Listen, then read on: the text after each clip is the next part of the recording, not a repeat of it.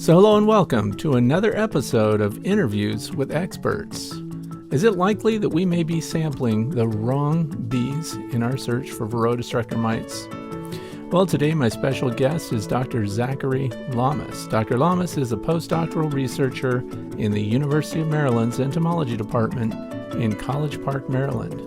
Let's learn more about mites and why Dr. Lamas thinks that we should be taking a closer look at our young drones inside our hives. I'm Frederick Dunn, and this is the way to be. Anyways, Fred, thanks for having me here. So my name's Zach Lamas. I'm a ORISE fellow at the USDA-ARS in Beltsville, Maryland. I work in the J. Evans lab, and I largely study Varroa behavior. When I identify a new behavior of Varroa, we then ask, how does that behavior drive viral transmission? There's a lot of incidental, basic biology work that we can kind of derive out of the work I do, and there's also some applied work that we can get out of the work I do. And you'll hear me as I talk today kind of talk about both of those things. Mm-hmm. That's great. Well, I want to thank you, first of all, for joining me today. This is as a podcast, so for those of you who are watching this on YouTube, it's also available just to listen so you don't wreck your car. And I'm very happy that Dr. Lamas is here because he's done a lot of great things in the lab, and he works at the Beltsville lab. Is that where you're at now in Maryland? Yeah, I'm in my office right there. Okay. Actually caught me at a really good time because we had a graft queens today, and I have to bake off some glassware for a project tomorrow. So you get me in the office of beige, as I call it. Okay. So you have to bake off some glassware. What's that? Yeah, well, as we'll probably talk about kind of during the segment, but we're really interested in characteristics of drones and why adult drones and why mites are attracted to them. And so one of the things is, do they have distinctive cuticular hydrocarbons that are unique amongst certain age groups of drones compared to workers or other bees in the hive? And so what I'm doing is I wash some glass vials, hexane rinsed them, and now I'm baking them off so that they don't have any contaminants, any smells in them at all. Tomorrow, what I'll do is we're running an experiment to see why are mites really attracted to certain drones versus others. And we'll do these crude extracts in hexane and then take those samples, bring them over to the mass spec lab at University of Maryland and see, is there a distinctive quality from some of these adult drones versus others? And that's just what I'm doing. And, my day kind of got pushed later and later and later. And I knew I wanted to start right away tomorrow because I have a colony with tons of drones and tons of mites. So kind of don't want to miss good opportunities once we have them. Now, when you say what's key about tomorrow, does it have anything to do with weather, or is this lab related? Are we in field testing? Our spring is starting here, and so we have plenty of samples to work with. I just know that I have a colony that has lots of drones that have been emerging, and it also has a pretty high infestation of Varroa destructor. Mm-hmm. And so I can go in there tomorrow and get plenty of samples that I want. And it happens to be tomorrow's my most free day, and the weather's good. So I had to graft today, but I'm making colonies with our apiary manager Thursday and Friday, and I'm off-site sampling on Wednesday. So tomorrow, just we're going to make it happen. Mm-hmm. So how many colonies are in the site that you're working with? I think we usually manage around 250 colonies, but there's 6 labs here. So those are divided up amongst those labs. And then we usually have visiting scientists, undergraduate and graduate researchers from nearby universities. So some of them are general use, some of them are in year-long projects in specific labs. Mm-hmm. Now, are the queens that these drones come from, are there a specific genetic line that we would know about, or no? No, we're starting to do that here. We want to buy in fewer and fewer packages and queens at our facility. So Francisco is our apiary manager here. Him and I are teaming up this year, and I'll be producing queens for him so he can do plenty of splits. And hopefully we'll get into something later, but we're really not talking about like a formal queen rearing program or queen breeding program. For my own projects, I produce all of the queens for my own research. I used to be a queen breeder, and I worked for Michael Palmer up north. So when I came down to do my PhD and then work at the USDA, I kind of brought a wealth of knowledge and background experience producing queens. And I love it because when I run an experiment, I'll run it with all sister queens, but they're just open-mated carnioles, to answer it in short. Okay. And I heard a rumor about you from my friends at the Bee Informed Partnership that you actually were one of the first to rear a queen completely under laboratory conditions. Is that right? It's pretty close to being right. So we figured out a way that we can produce queens in the laboratory. Mhm. We do need about a 12-hour start out in the field first. And But yeah, we call them nano colonies, and we can actually get about 100 bees to rear a queen in the lab, or we can get 100 bees to support a mated queen and rear brood in the lab.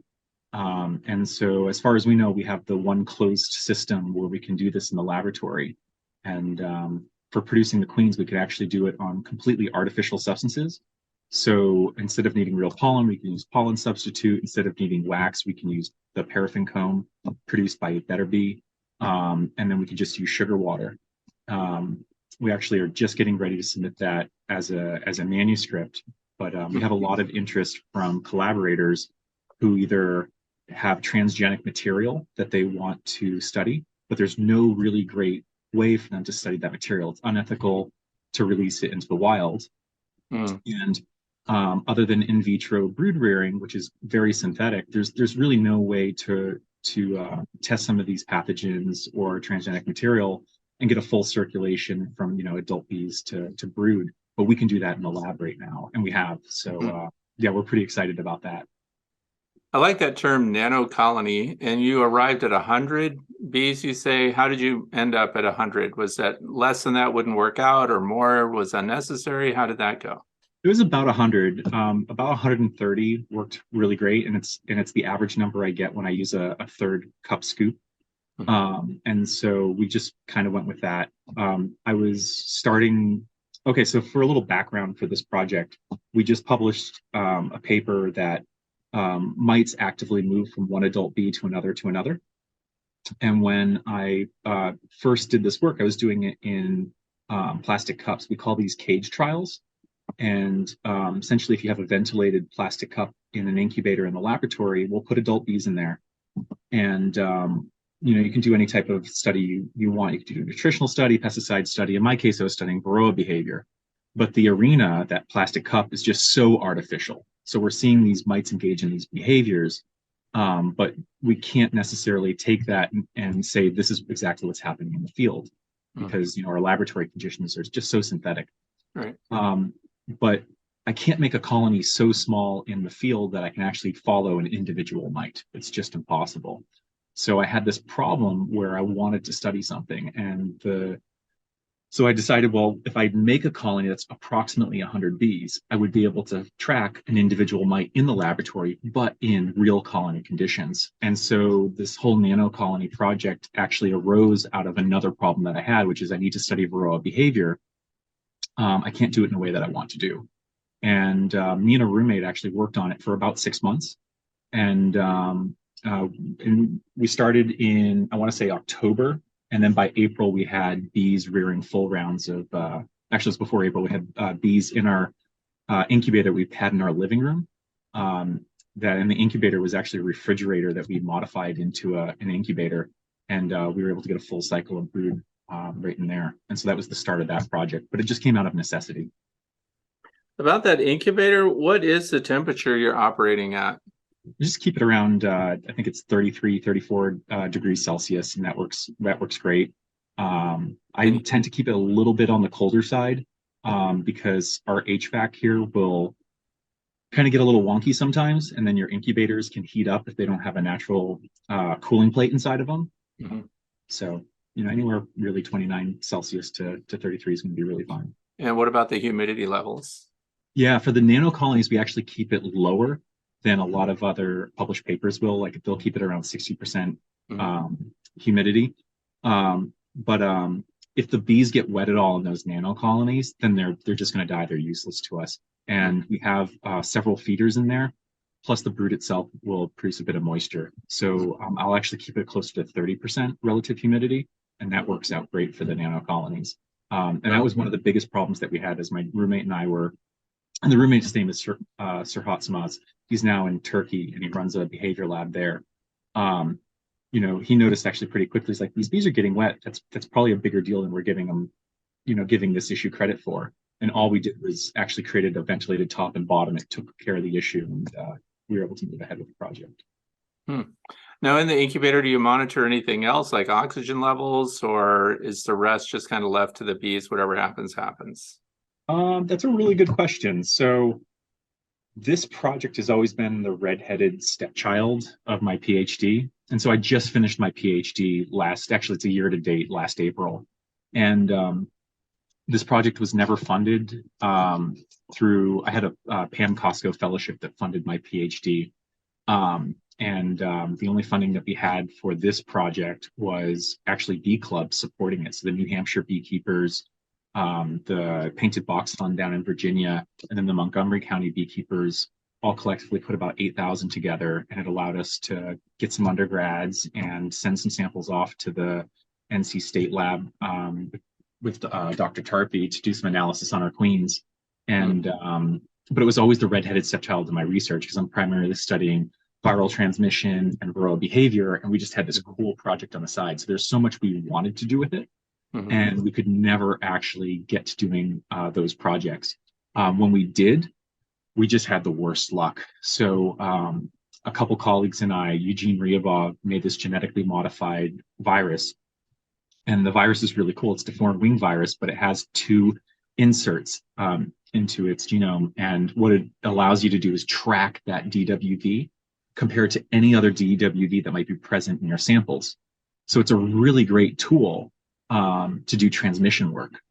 And we reared queens in the laboratory, artificially inseminated them, and some of them were exposed to this modified virus and some of them weren't.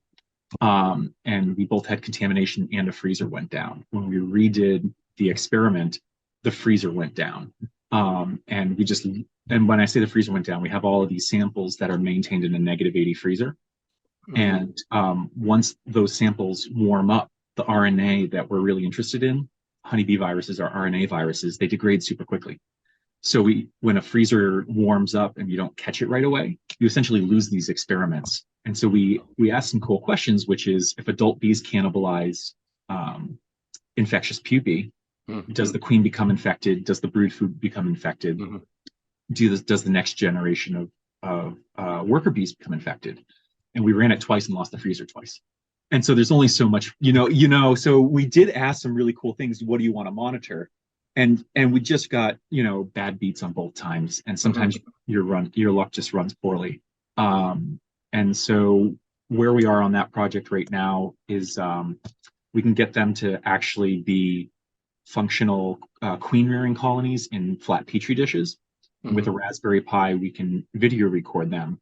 And so if we can either get some funding so we can, get another student on this project, or if I can free up some time, we want to do the automated tracking with these really small units. Are you familiar with the Gene Robinson's lab and their automated tracking projects that they do? No. So they have a really cool setup where they take, I think it's 6,000 to 9,000 bees, and they super glue little QR codes. Oh, yeah, I've seen that. Okay. Well, we want to read. Well, that's like a $20,000 or $30,000 camera, and you're talking a lot of people, just gluing on thousands of tags. So you get an experiment's really expensive, but it's really cool because you're doing it on a functional colony. Well, we're like, can we get our units cost about $120? So theoretically, any lab can afford this. But can we get this operating inside of a petri dish? And one thing you can do is you could actually run tons of replicates because they're inexpensive and easy to set up. But also you can actually have a bunch of replicates with very little variability in between each replicate. So when we do these nano colonies, two frames of brood can make 15 of these nano colonies. But there's no real variation between the worker bees from one nano colony to another. But if I was to do any of this work in another setup or even in the field, I have lots of variability between my colonies. And so one of the things we're hoping for is, we can do this behavior work and either study pathogens or pesticide exposure onto these adult bees. And then you can ask a bunch of different questions. I don't know if I answered that clearly, but. That's really interesting stuff all across the board. And I know that there's some people listening and watching and going, what are we talking about? So because a lot of the people that view my channel are backyard beekeepers, and they're looking for practical applications, practical knowledge that would help them with their beekeeping. And so one of the reasons that I reached out to you was because of your observations and studies involving the fact that we don't count Varroa destructor mites on the drones themselves, and that we normally, of course, count the nurse bee mites because they're on brood and it's open brood and everything else. So it was very kind of exciting to hear somebody discuss counting mites on drones, and specifically that the mites were attracted to emerged drones that were 2 to 3 days old. Is that correct? That's correct. Yep. And so what led you down that path? In other words, why were we following the mites to see what bees they were attaching themselves to in the first place? Yeah, so that's a good question because this experiment was kind of an accident. It started in March 2020, and as you remember, we went into shutdown because of the pandemic, and I had recently received the Pam Costco Fellowship, and I had proposed nothing but laboratory experiments. My first 2 years of my PhD, I was doing field work, and I really wanted to get away from doing field work in the laboratory so I could become a molecular biologist. And I knew if I didn't separate myself from doing field work, that wasn't going to happen. And so thankfully, because of the Pam Costco Fellowship, once I got that funding, I was able to propose a bunch of molecular experiments. And now all of a sudden 2020 comes around, and every experiment I had proposed for my PhD wasn't possible because the labs were shut down. And so I had to pivot really quickly, and everyone had to pivot quickly, in our lives. And at the time, I was leasing a house in College Park, Maryland, and in my lease, I was allowed to have beehives in my backyard. And I was dating someone in Canada. I couldn't go up and see her; she wasn't willing to come on down here.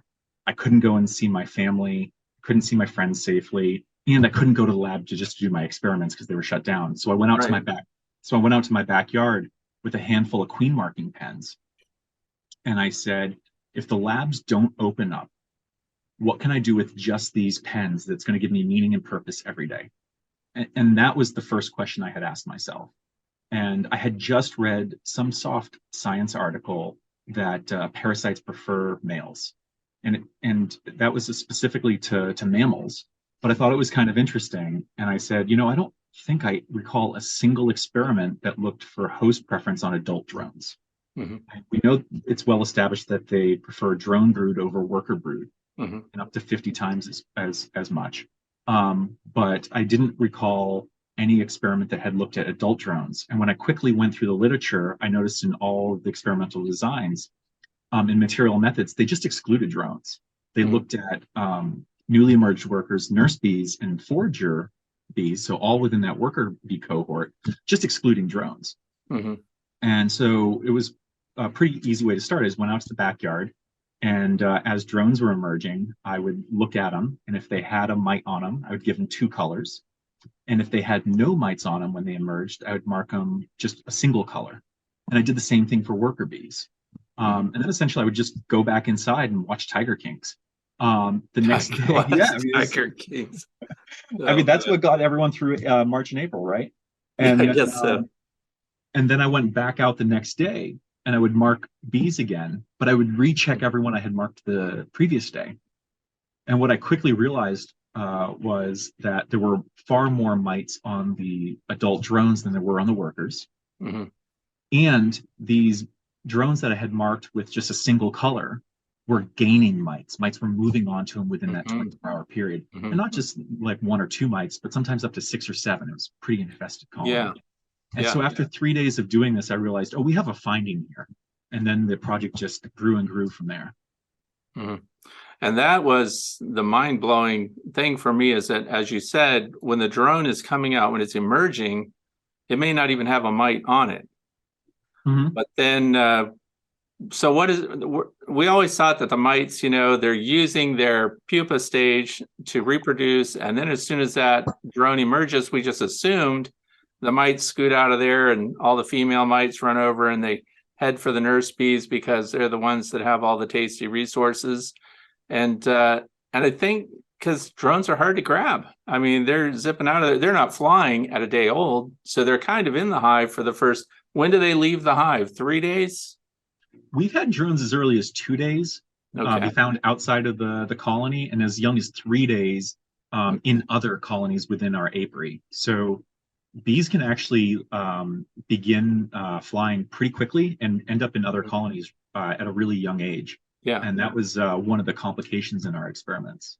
Yeah. And that's an eye opener because it also lets us know on a very practical level that these drones are actually spreading the mites around. When we thought they were just staying in the hive and basically hanging with nurse bees who don't leave the hive, so that seemed like a pretty safe sequestering situation for those Varroa destructor mites.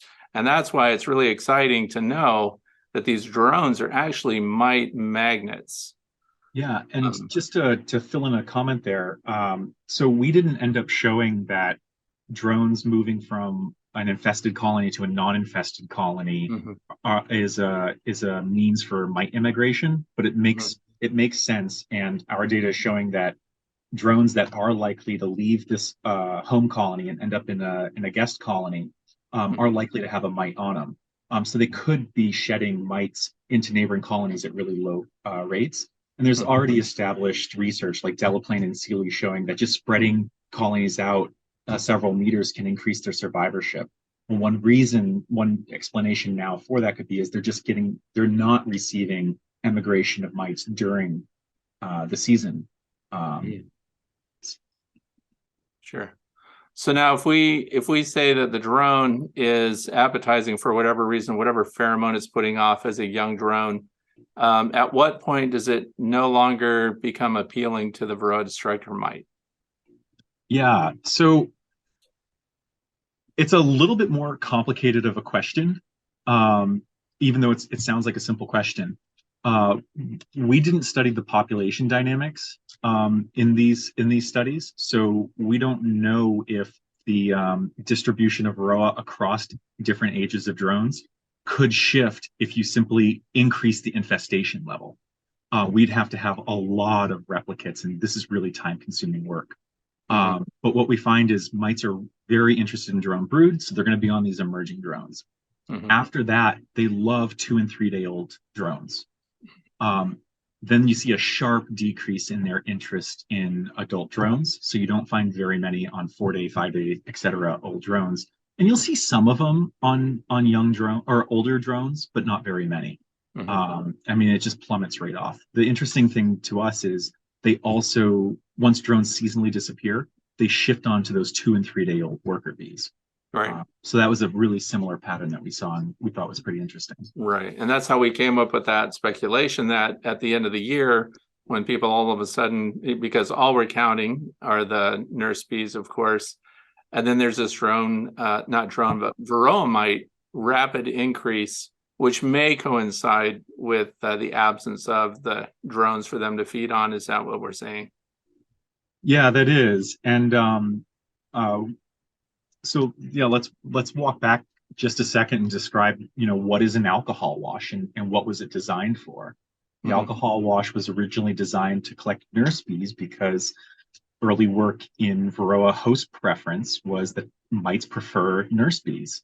And so what frame do we ask beekeepers to grab? We ask them to go into the center of the brood nest and find a mixed frame that has open larvae and capped brood. Why? Because nurse bees are going to be there attending that brood, and you're most likely to capture a mite. This is a test that's been designed to collect nurse bees. By default, you're excluding drones. And so when you're sampling early in the season, and mites are by proportion heavily on those drones versus worker bees, especially nurse bees, you're selecting against where the mites should be. In our work, whether it was in Maryland or Vermont, in August, we have that seasonal dearth where we have the end of the main flow. Colonies produce far fewer drones. And all of a sudden we see this heavy shift onto worker bees, and simultaneously we see these spikes in alcohol washes. And so parsimony would say, this shift can be attributed to the sampling method now actually sampling for where mites are. But what it looks like is just these unexplainable jumps in infestation levels in some colonies. Now, while saying that, you likely do have some crashing colonies at that time of the year. And Mhm. you could also simultaneously be getting some emigration from other colonies. That's totally a possibility. And your method for getting the drones that you were doing the mite counts on, you're just grabbing them off the frame? So we did several different experiments, and that one we did. We just grabbed him right off the frame. And I used to work for Mike Palmer up at French Hill Apiaries in Vermont, and then Troy Hall is a good and close friend. And I approached both of them about doing a season-long project using their colonies, and both of them agreed to it, and we were super thankful for it.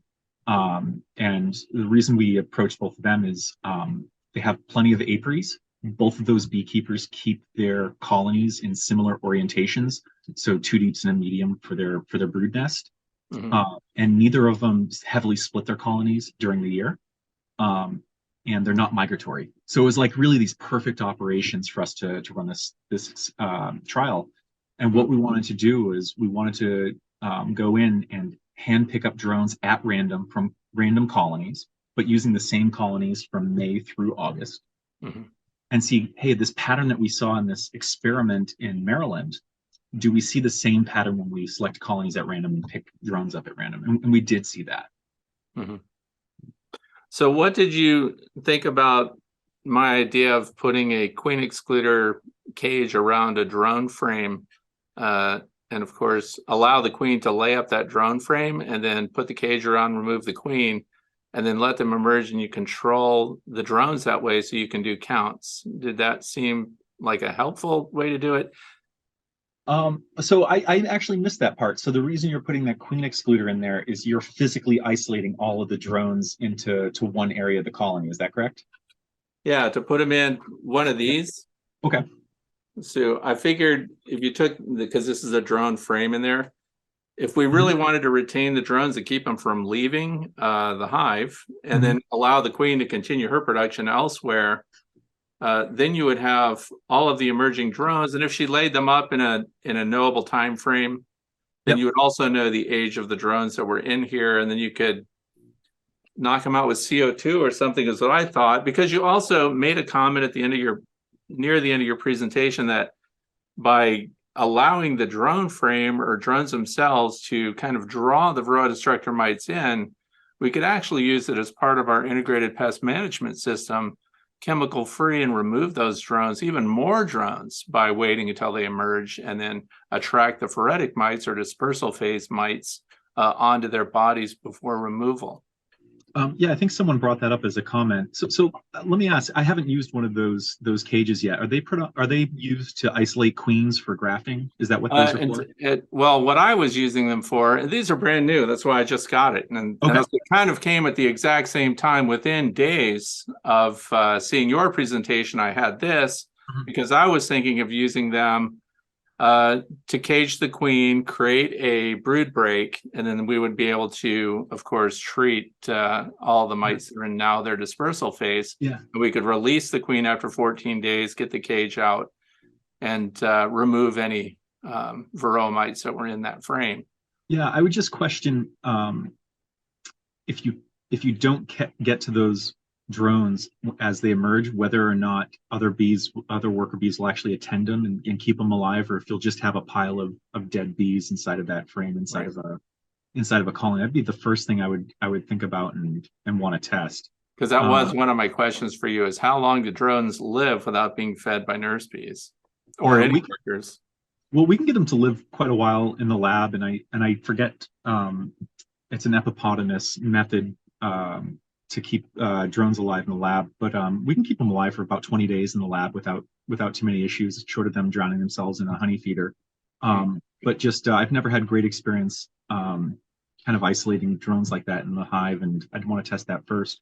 I think actually what you're bringing up is something that I've been getting as I share this with bee clubs, which is the observation that I made explains so much of what didn't quite fit together for our beekeeping observations experiences. Like, we've seen these really high spikes in alcohol washes in the fall, and the current explanations don't fully explain our observations.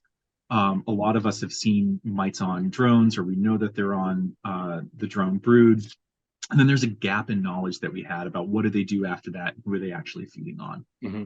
As soon as we provide people this information, beekeepers are super quick. Mm-hmm. I'm getting emails saying, are you looking for drone pheromones or drone smells, cuticular hydrocarbons, so you can make a bait trap? Answer is yes. We proposed the project several years ago. Yeah. Are you going to use this to predict mite infestations in the fall by sampling drones in the spring? Yes, we started this 2 years ago. We're doing it. Can I siphon, which is essentially what you're doing in this trap, mites out of my colony by isolating one drones and removing it?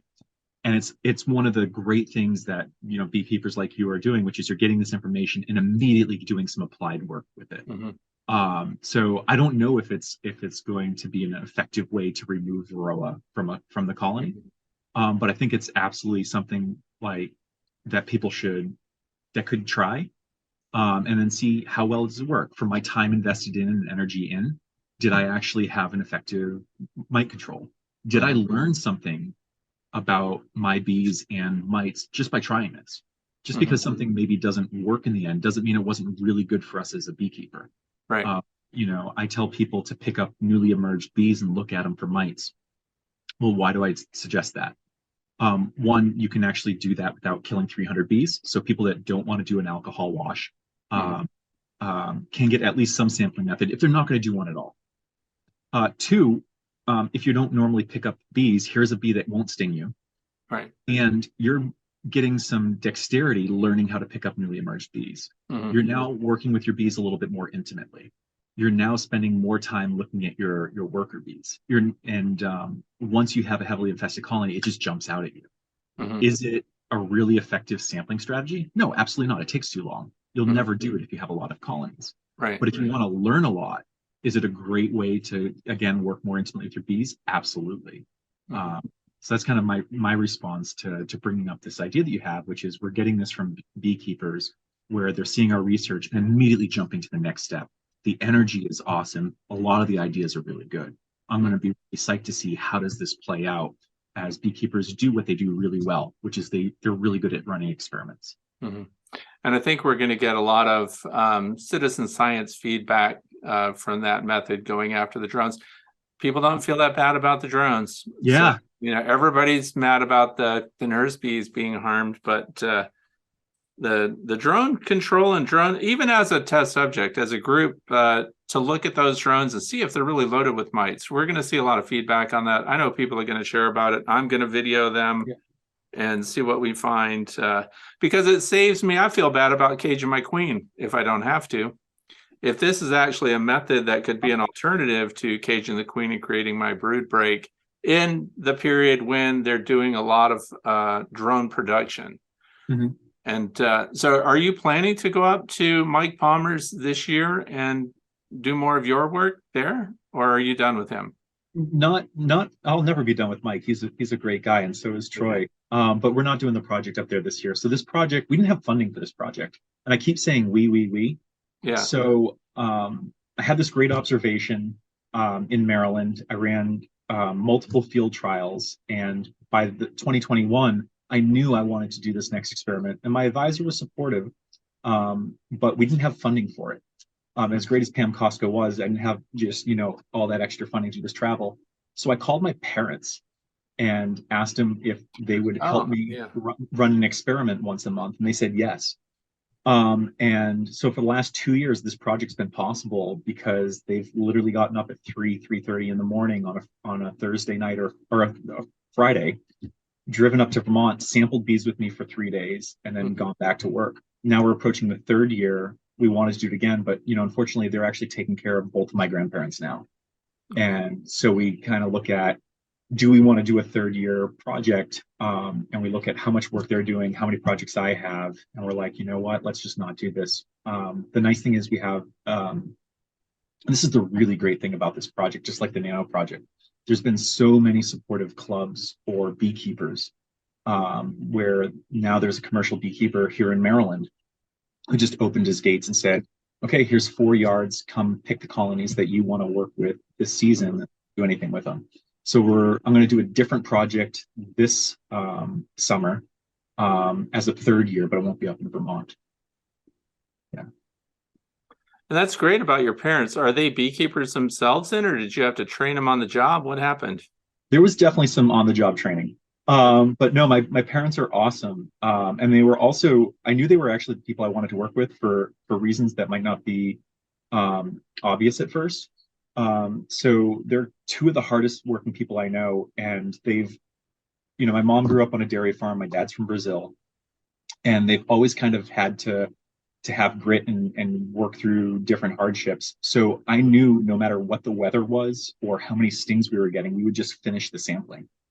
And sometimes it was pretty miserable up there, especially early in the season, where it'd be a nice day in May, and then all of a sudden we're getting galls and rain. And my mom, I have a picture of her. She's holding down this pop-up tent. My dad's still sampling so we can get the replicates in.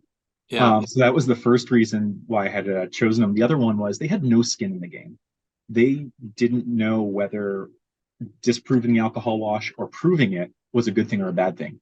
Mm-hmm. And so in terms of having two people collect unbiasedly, they were perfect. And I had hooked my parents up with their first beehive the year before. And Okay. then I brought them up a few beehives in the spring of 2020.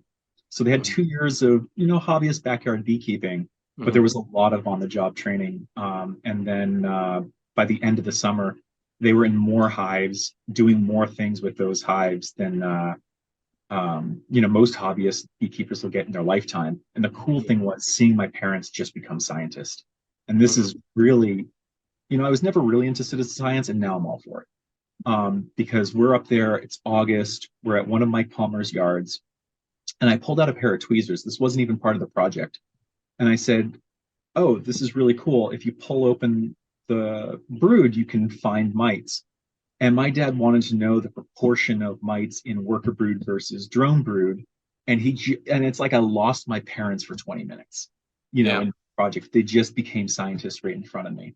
And I think, if you're an educator, this is what you want, irrelevant of whether someone's in academia or going to write a formal paper or anything, is can you turn anyone into a scientist? Can someone learn about the natural world? And I got to see my parents do it right in front of me. Mm-hmm. And that was awesome. And then, we would essentially that first night, I don't drink anymore, but we would, just sample, and we'd go out in Burlington and drink and talk about the project.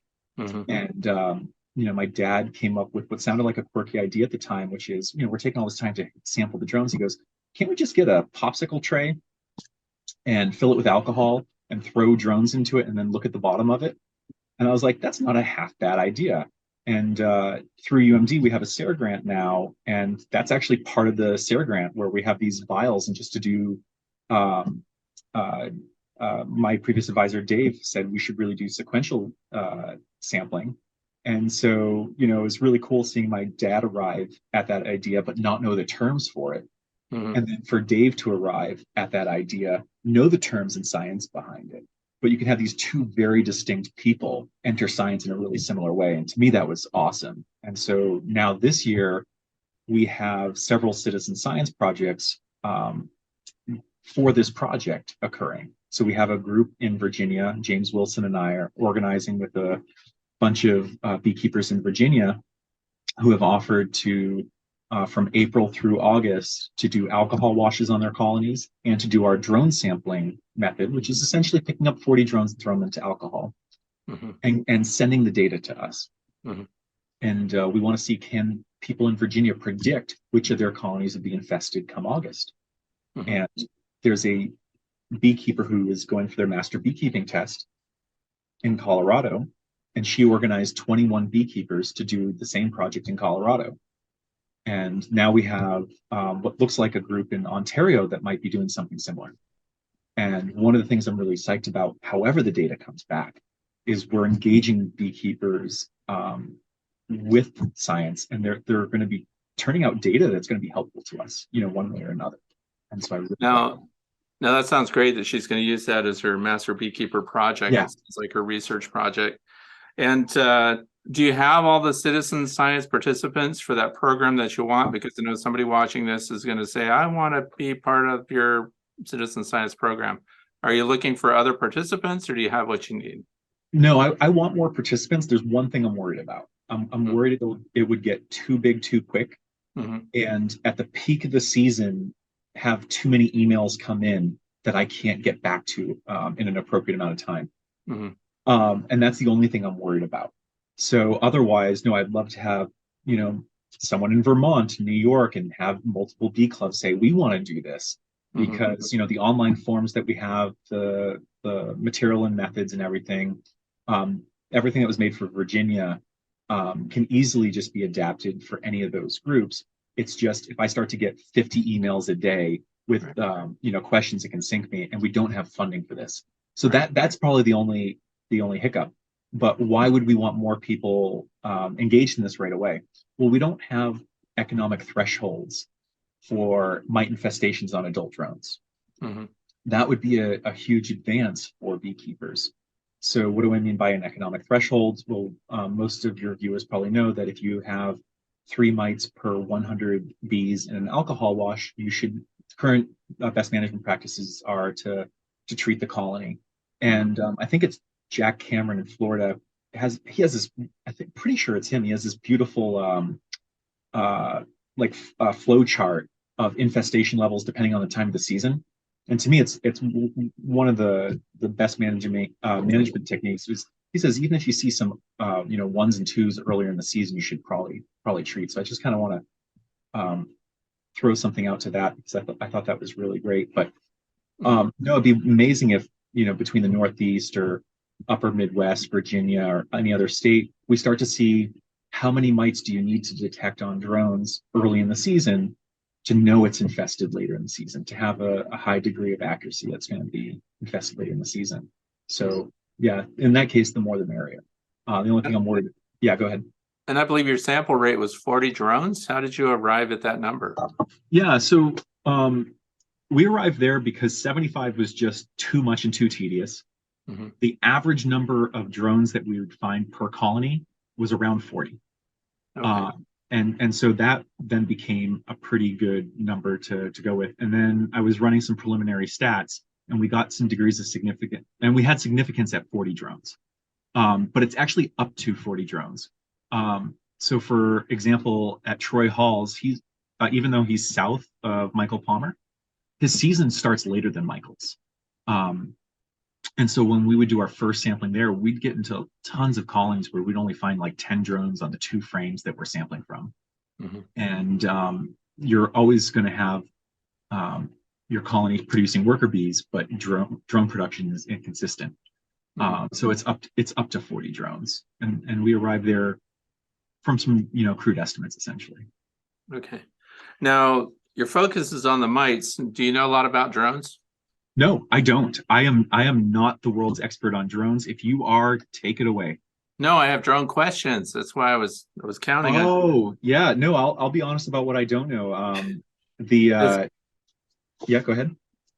Well, we can go back to the mites. How long does a mite live without a host? That's a really good question. I don't know the answer. I know some of it depends upon the humidity. So they dessicate pretty quickly. Okay. And so if you take it off a host in a very dry environment, it'll desiccate. In a humid environment, it can live longer. In the lab, we've done nutritional studies with mites, and we've given them different stressors.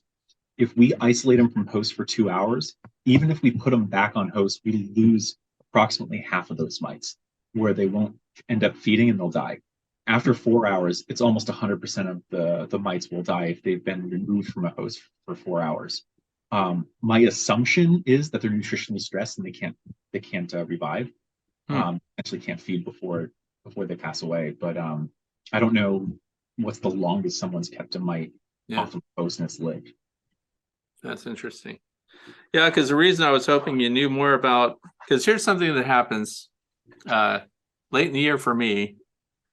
And if I get a late requeening in one of my colonies and that queen does her virgin flight, I've been seeing these drone rushes where when she returns after being mated, I'll get hundreds of drones on the landing board of that colony, and they're not there long. They're there for a couple of hours and then they disperse. Mm-hmm. So I don't know if you've observed that because now I'm thinking they could be mite loaded. I don't know what these drones are doing or where they're from or. what's going on and why they do this behavior. It seems like they follow the queen back from a drone congregation area. So Yeah, I'm smiling because at Mike's every 4 days during the season we catch queens. He's got these little 4-frame colonies that we catch queens out of, and we'll just have tons of drones in them. And we always have this snarky comment that we make up there, and Mike will be like, "Kind of amazing how many drones we have for a colony with no drone comb." right. And our only thing was they must be following the queen back. And I don't think there's a study on it. It'd be an awesome thing for an undergrad or a new graduate student to do as a project. Whether or not those drones are going to be mite loaded. Because they'll be older drones. Yeah, they're going to be older drones. My research shows that the adult drones that mites like the least. So they're the least likely to have a mite on them. They would also have to then theoretically be the drone that is really old and happens to have a mite on it when it leaves and enters a DCA and then follows a queen back. So it sounds like it'd be a pretty inefficient route for emigration from one colony to another. Yeah. Ellis did show that they collected mites from drones in DCAs. So, yeah. Well, here's from the perspective of the Varroa destructor mite, attaching yourself to a drone that is of prime age and likely to fly out to a congregation area, your chances of losing your life with that drone once he mates is high. It might be, but I'm working on a perspective paper that you're kind of going into. I think the biggest risk for mites that have already reproduced is not getting into another colony. Mm-hmm. So this is kind of like, all your eggs in one basket or something. But if I reproduce, if I'm a mite and I make daughters and I'm inside of a colony, great, good for me. I'm successful. I have daughters. If they make daughters, great. I have granddaughters. I'm a success.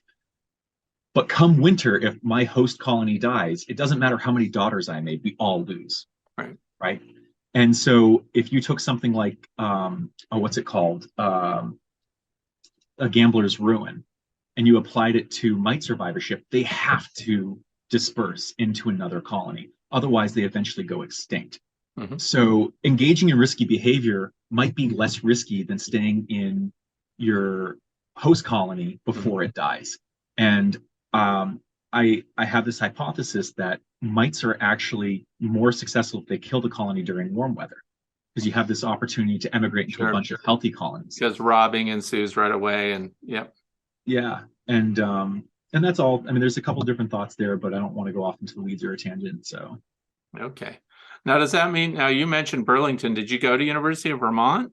No, I wish. I love Burlington. Okay. No, I was. So Mike's in St. Albans. Burlington is the nearest city. And my parents are helping me for 3 days, but we do need to unwind. So we would go down there and just look for new restaurants, stuff to do, and it's a great place to hang out, especially in the summer. You get those really late nights. You can get a creamy up there. They're real soft serve. Yeah, the creamies. See, that's a Vermont term right there. The creamies. Oh yeah. Okay. Now you haven't lived until it's 10:30 at night. You can still see some twilight, and you have a creamy in your hand. Yeah, my family's from Vermont, so. Oh, okay, cool. Yeah, but we're from the Northeast Kingdom. Okay. So that's Craftsbury, that area. Mm-hmm. But I have relatives down in Morrisville, and everyone used to work in Stowe, and everybody worked Smuggler's Notch and everything. So, and that's where Mike Palmer sells his honey at the cider mill, which is in Stowe. Oh, I didn't know that. Oh, you did? Okay. Yeah. Well, see, I don't know who his customers are. So one new thing. Well, the cider mill donuts, everybody goes there, I thought. But so it also, in your background, you were a commercial beekeeper? Yeah. So I originally had a farm in New Hampshire, and my wife at the time and I were running it. When she left, everything we did together was attached to her. And I tried milking and continuing with the cows, and I just realized I can't do any of this. So I called the CSA customer, got rid of the chickens, got rid of the cows, and the bees were the only thing that we never did together. And so I grew my colonies out from about 3 to 400 and started doing this little migratory operation between the coast of North Carolina and upstate New York, where I would produce queens and nukes in North Carolina in the spring down there, sell them all, and then take about 100 colonies and split them out again um, up in New York, and then return with anywhere from 300 to 400 back down to North Carolina and do it every year. And I did this while simultaneously working for Mike. So more sideliner in scale, but it was my full-time income for quite a few years. And then I got to a point where I could stop working for Mike and just scale up, lease a warehouse, make some hires. But I knew once I did that, I would never go back to school. And I was getting my spring inspection in North Carolina, and I asked Don Hopkins, the state inspector. I don't know if he's still the state inspector there, but I asked him, hey, what do you think about going back to school? I'd have to give this up. And he saw me grow from just a few colonies to having hundreds and selling hundreds in the state, and then going up and selling more. And he goes, you can always do this again, but you'll never go back to school. And I took the advice. I took that as advice, and that was it. But now you don't. Now you have the few in your backyard that you used during COVID. Lots changed since then. So I had been pretty broke at one point after my divorce. It was during the Great Recession. We had a property that was underwater. I was washing dishes in the evening as my income supplementing the farm income, and I was building a house. So I was broke, and this is why that background's pertinent. And then I lived out of my truck for a couple of years doing the bees until I could actually get up to profitability and sell enough colonies every year that I could actually have a profit. And when I was deciding to go back to school, my business was really profitable. I was making about $80,000 a year from that many colonies plus working for Mike. It was great. But I wasn't going to go back and be a broke grad student in the DC area where rent's really expensive. So I kept approximately 100 colonies, and I would sell queens and nukes every year of my PhD. And multiple years I made more doing that than I did from my PhD stipend. And then it wasn't until the last year of my PhD where I actually had to write my thesis that I was like, I can't juggle these experiments and then seasonally producing queens and nukes down here. So I ended up just stopping it, which was fine. And I kept one customer because he's super awesome. He's an older guy that just buys queens from me so he can make nukes and sell them. And it kind of works because I produce colonies for my own research.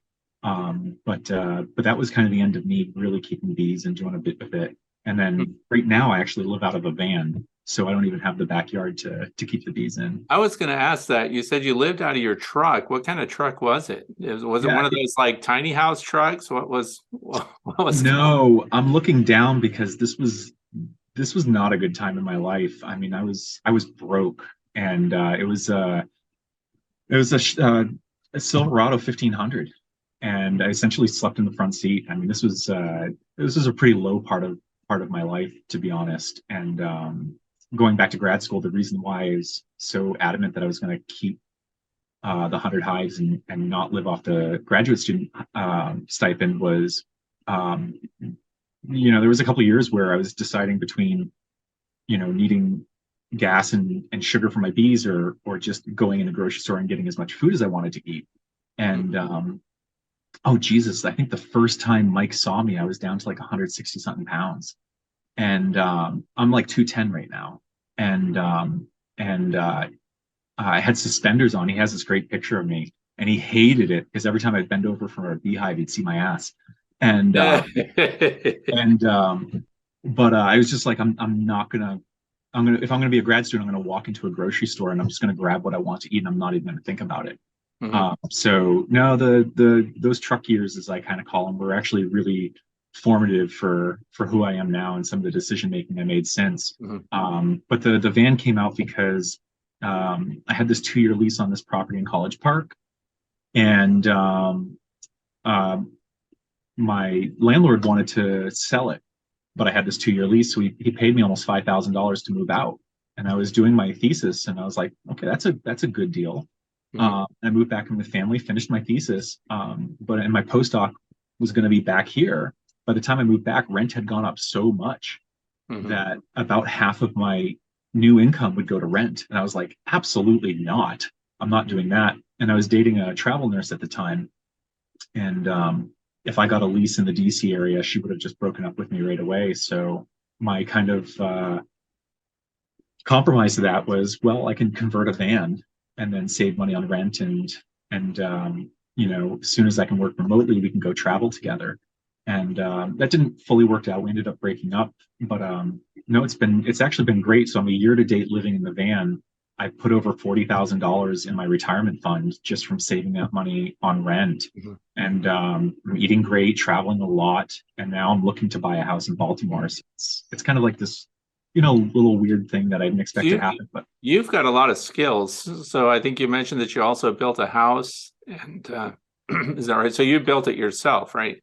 When you yeah, said house. I mean, when I built that one, I had no idea what I was doing.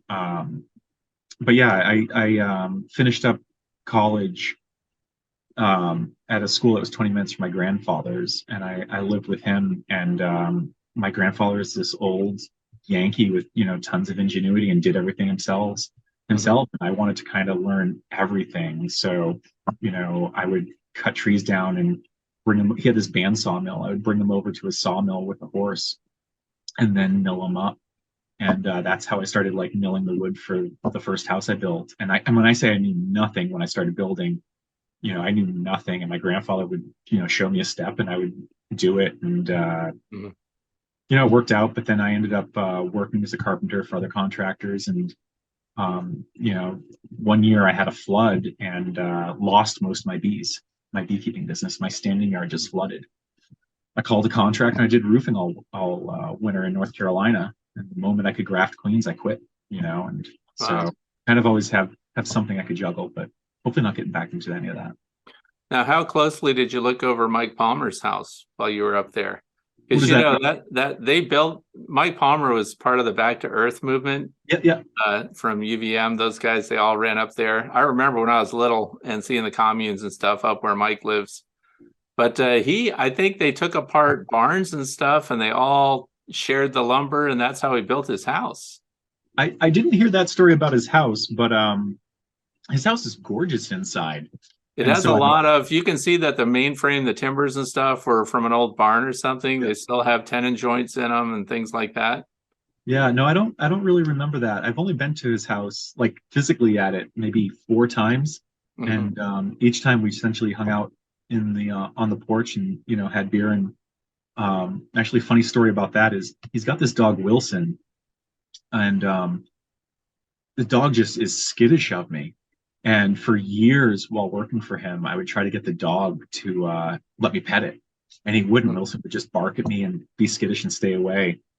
And one of the times that we hung out actually physically at his house, we all just used to take bee boxes and sit out by the workshop and drink beer there.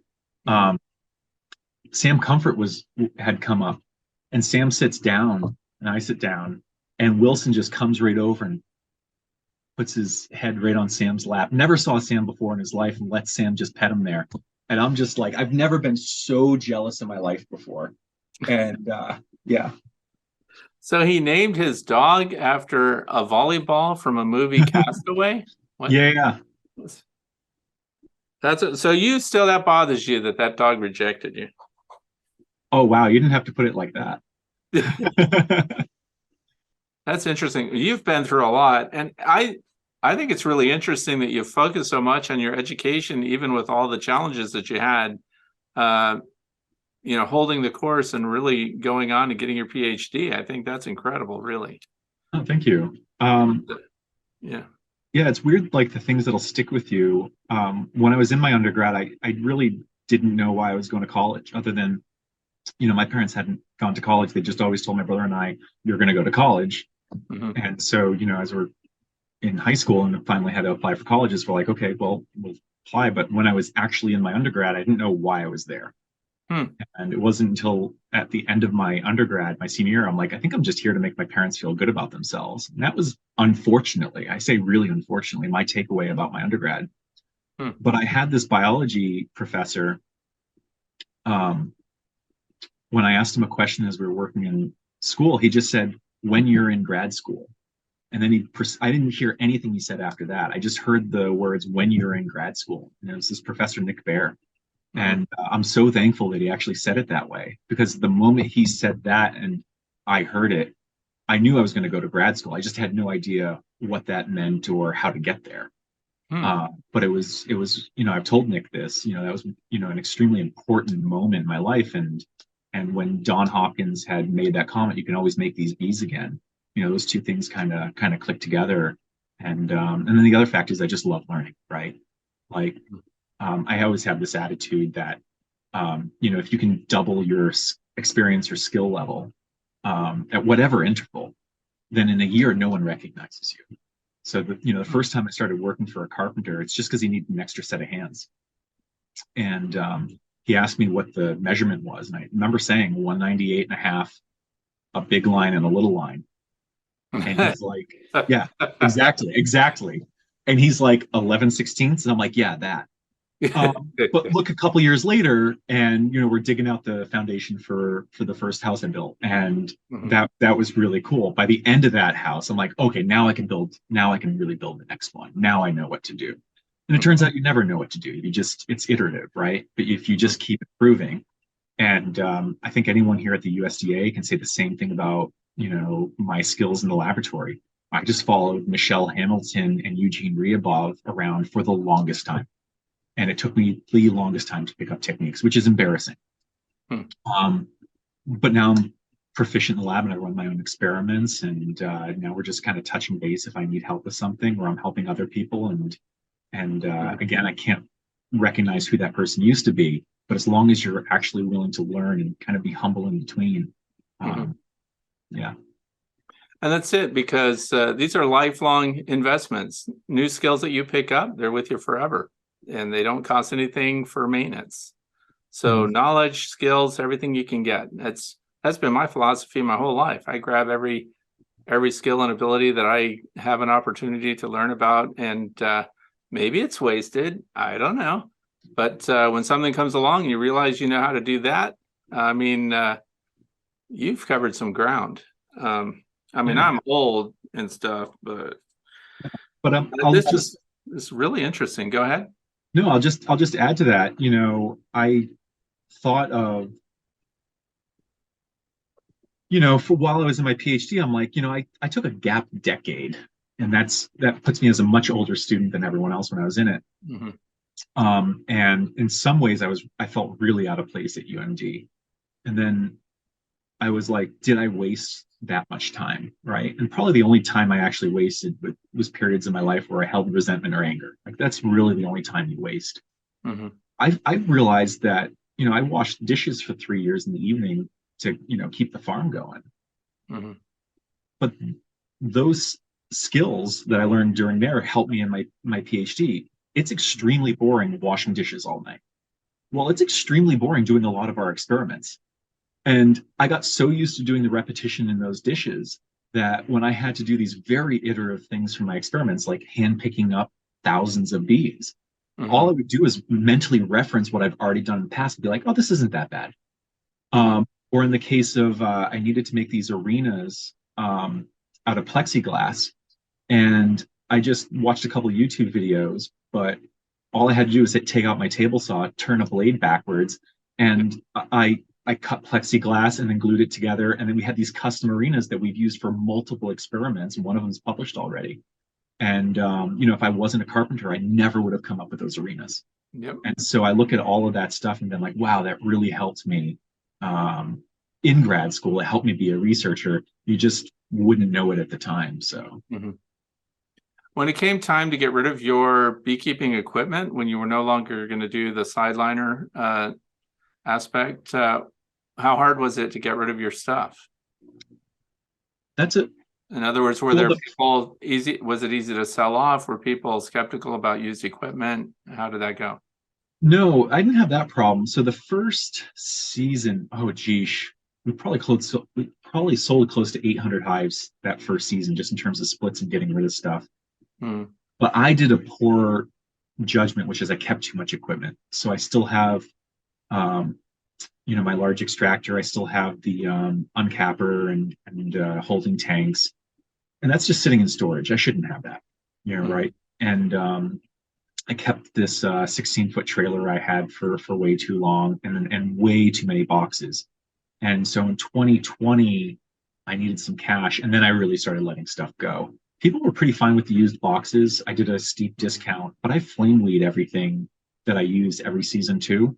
One is I never want to be selling nukes to hobbyists that have some sort of brood disease in them. So I just de facto flame weed everything. That way, just like some beekeepers prophylactically treat or prophylactically manage your brew disease, I just prophylactically flame weed. So I wasn't worried about anyone getting it. You want to explain that process to some people that might be listening and not know what that is? Yeah, sorry. So you can get a flame weeder, which is this backpack that'll hold a propane tank, and it'll have a little wand on it, and it'll just keep a constant flame once you light it. And if you hit a button, it'll send in more gas and oxygen, and you get this massive flame.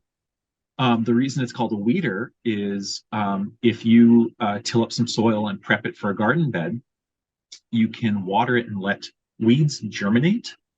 Well, if you touch it with a flame, you'll kill all of those weeds, and then you can directly plant into it afterwards. Or people just use this to like clean up the grass around their sidewalks if they don't want to use an herbicide. It's actually a really great way to sterilize your beekeeping equipment, your woodenware, that is. You got to be super careful not to cause a fire. So again, dry grass, leaves, it's so hot you will start a fire. You got to do it on gravel or tar. And then you really got to be careful to keep it away from your face or eyes. I know that sounds stupid, but sometimes people do really stupid things. No, and it can be a clear flame if you have it running too fast. So okay. Now, are you hitting the boxes until they start to turn color slightly, or how do you know when you hit it enough? Like if you're bruleeing a creme brulee, you'll just see them get a little toasted and move along. Couple things for safety: you don't want to keep the flame stationary at all and get that wood hot. Remember, embers can stay hot enough to combust for days. So you don't want to do this touching up your boxes and then move them inside to storage. That's right. A recipe for disaster. It's a really low risk, but it's there. So it's just like someone, putting out a cigarette butt in your barn. It's just a really bad idea. That's good advice. So in closing, I want to thank you for your time talking with us. We've talked for over an hour. Is there anything else you want to share with people? Some closing remarks, something you'd like to explain about yourself or the work that you're doing? Well, no, I think what I should do, Fred, is really thank you for having on here. You're catching me at the end of my day. I'm sorry if I'm coming off as tired, but this has really been great. And what we really want is I want people to get this new information, and then 2, help them understand their bees better. But really 3, beekeepers are really great at experimenting. And we want them to be able to say, okay, what can I take away from this and improve my management practices? We're going to get some people to make false claims on the internet or state things too quickly. Okay, that happens all the time. That's a shame. We're going to get a lot of people who are going to try a new method like you're bringing up and then report it works or it doesn't work. And then someone's going to take an iterative process and say, wait, I can simplify it and do this. And the cool thing is it's a community-based conversation that we're going to end up having. The next thing is, in terms of for commercial beekeepers, when they see this, a lot of them instantly jump to, I should treat earlier. They understand when they see that schematic of 60% of your hive can essentially be bit in as little as 9 days. They just realize, I can't wait until late fall after I move my bees. I gotta pull these honey supers and treat. So one of the things I'm really hopeful for is we will get some changes in management and we'll start to hear better results. That's what we're really, really hoping for. Because we're getting reports of really high colony losses from commercial beekeepers right now. And these men and women are busting their butts. It's really expensive to keep a colony alive now commercially. And when they take heavy losses, it's really hard for them to recover. And they're just working way too hard for what seems like this uphill battle that they're dealing with year to year with Varroa. So. All great, great information, great advice, and I thank you for your generosity with your time. I really appreciate it. I learned a lot, and I appreciate the path that you've taken to get where you are.